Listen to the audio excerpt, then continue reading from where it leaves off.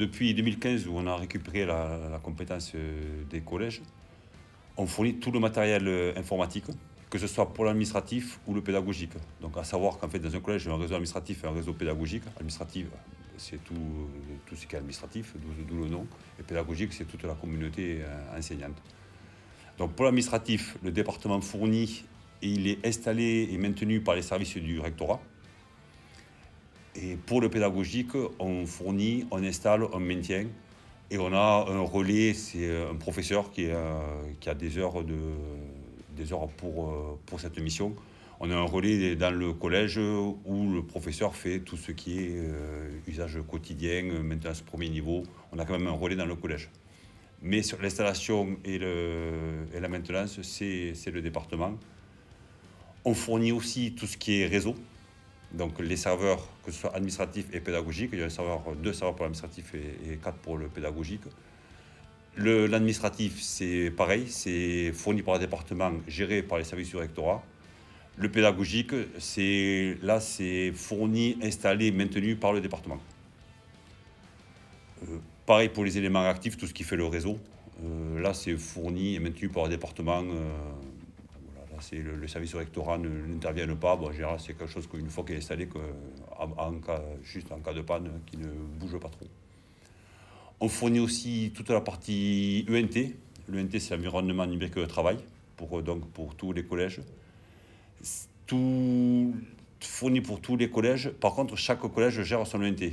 Nous, on fournit, c'est une licence au nombre d'élèves. Donc, on leur paie le service, mais chaque collège gère son ENT.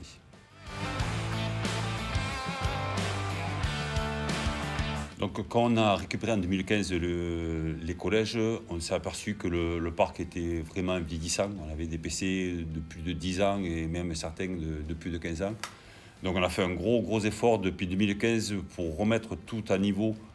Et on essaye de ne pas avoir, c'est une volonté de ne pas avoir un PC de plus de 7 ans dans les collèges au niveau pédagogique.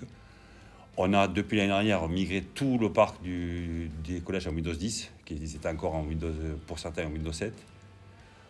On déploie aussi massivement le Wi-Fi dans les collèges pour pouvoir anticiper tout ce qui est nouvelles technologies et notamment le biode si jamais ça devient dans les collèges.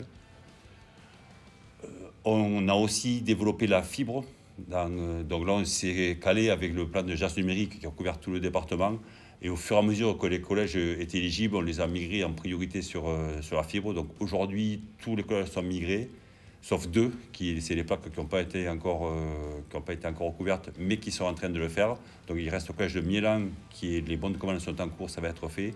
Et le collège d'Aignan, ils sont en train de faire le secteur d'Aignan. Donc ça devrait être fait aussi, on a bon espoir que ce soit fait d'ici la fin de l'année 2022. Et on déploie aussi depuis cette année des écrans numériques interactifs. C'est l'écran de télé de 75 pouces interactive pour leur permettre de projeter. Et ainsi que des vidéoprojecteurs interactifs. On a passé le cap cette année de ne plus doter les collèges d'un vidéoprojecteur classique, mais des vidéoprojecteurs interactifs qui ont plus de fonctionnalités et pour l'enseignant, il y a beaucoup plus de fonctionnalités à l'usage.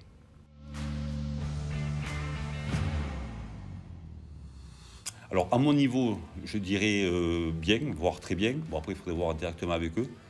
Par contre, ils sont en demande de formation, notamment pour tout ce qui est vidéoprojecteur interactif ou écran numérique interactif.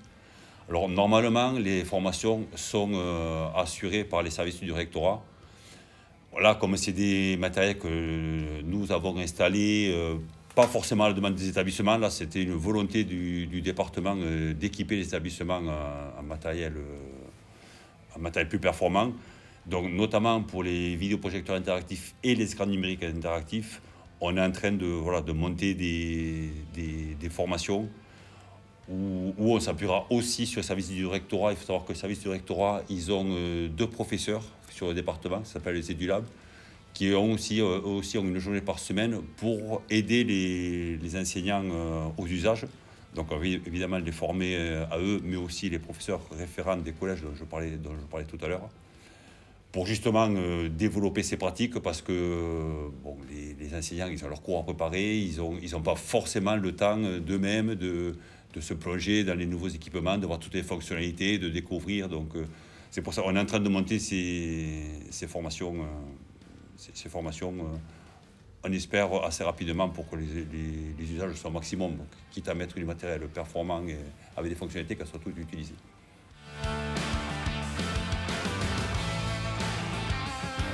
Donc ces appels à projets, alors je n'en ai pas parlé à la première question sur les missions du département.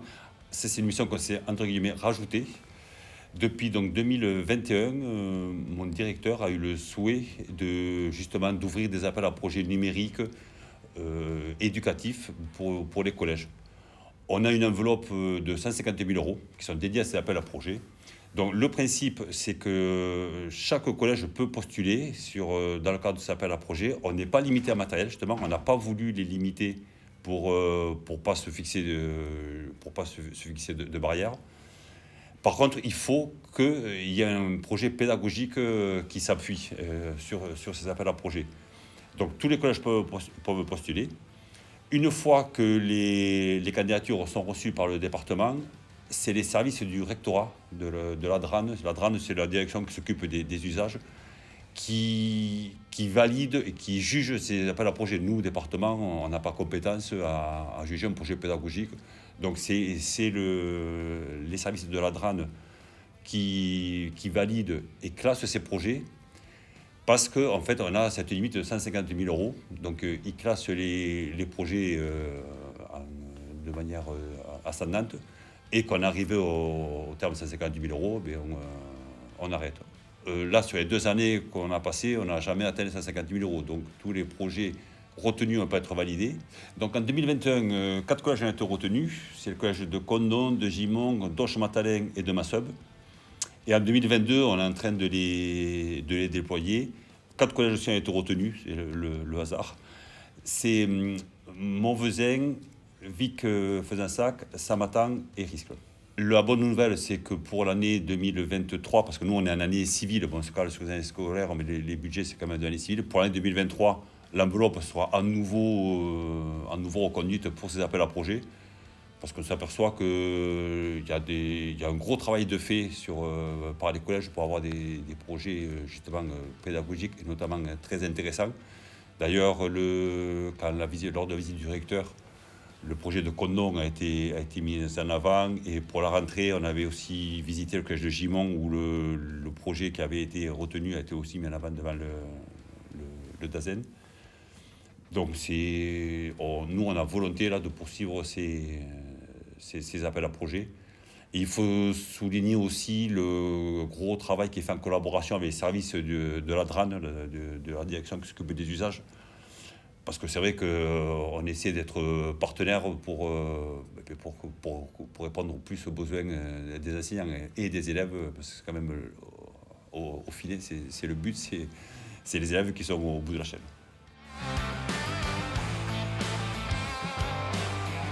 C'est varié. Ça peut aller comme à Gimont. À Gimont, ils ont été équipés d'une thermoformeuse. Enfin, c'est des termes un peu spécifique, mais c'est orienté technologie. Lui, il avait un projet de technologie avec les classes de sciences. Donc, ils ont été informés de thermoformeuses, de découpes laser, d'imprimantes 3D, de scanners 3D. Mais ça peut être aussi des tablettes. On a plusieurs collèges comme Massub, Riscle cette année, qui ont voulu des classes mobiles de tablettes pour justement travailler là aussi entre différentes matières. Ça peut être comme à Condon. Le Condon, c'est une classe mobile, on va dire. C'est des tablettes et sur des fauteuils qui peuvent bouger, qui ne sont pas fixes. Donc ça fait que les enseignants peuvent faire des petits îlots pour pouvoir justement travailler. On a aussi, comme Matalin, ça a été des casques de réalité virtuelle. Enfin, voilà, nous, on n'a pas limité. La seule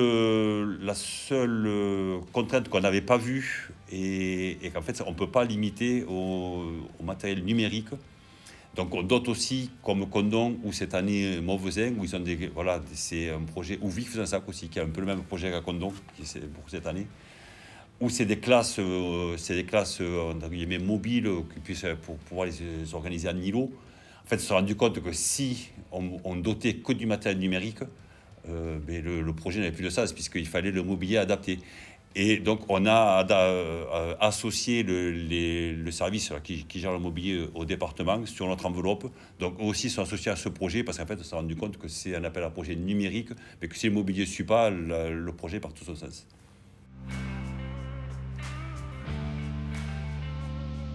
On va continuer donc à équiper les établissements en écran numérique et vidéo interactif. Pour ce, on a participé à un financement en fait, de l'Europe via la région, ce qui nous a permis de faire ce gros effort parce que financièrement, il y a un coût. On va évidemment continuer à renouveler les PC les plus anciens. Donc on relance l'appel à projet pour l'année scolaire prochaine. On va aussi, on n'en a pas parlé, mais on a lancé l'année scolaire dernière, une expérimentation sur le collège de Plaisance où on équipe les élèves de 6e de PC portables. Parce qu'on s'est rendu compte, suite au premier confinement, que certains collégiens n'étaient pas du tout équipés chez eux et donc se sont retrouvés un peu dépourvus pour travailler. Ils avaient juste leur smartphone pour consulter le NT, mais c'était compliqué après pour travailler. Donc en fait, on expérimente sur le collège de Plaisance cette dotation à des 6e. Le but, c'est qu'ils l'utilisent chez eux, mais aussi au collège. Donc l'année dernière, parce qu'on a eu des contraintes matérielles, notamment sur la fourniture des bornes Wi-Fi, on n'a pas pu aller aussi loin qu'on voulait. Donc cette année, l'année scolaire 2022-2023, on prolonge cette expérimentation. Les 6e de l'année dernière ont gardé leur PC portable pour les 5e et on a doté en début d'année scolaire les nouveaux 6e. Donc pour pouvoir faire un bilan et savoir si on généralise ou pas cette expérimentation. On va aussi proposer aux professeurs de tester le Li-Fi. Le Li-Fi, ça vient un remplacement du Wi-Fi. C'est sans onde, c'est via la lumière. Aujourd'hui, on l'expérimente dans un collège à Miélan où le CDI est équipé en Li-Fi. Bon, ça marche très bien. Et donc, on va proposer au collège, que ce soit les profs de technologie ou de sciences, de leur mettre dans leur salle un petit atelier pour qu'ils puissent au moins montrer aux élèves que ça existe, comment ça fonctionne.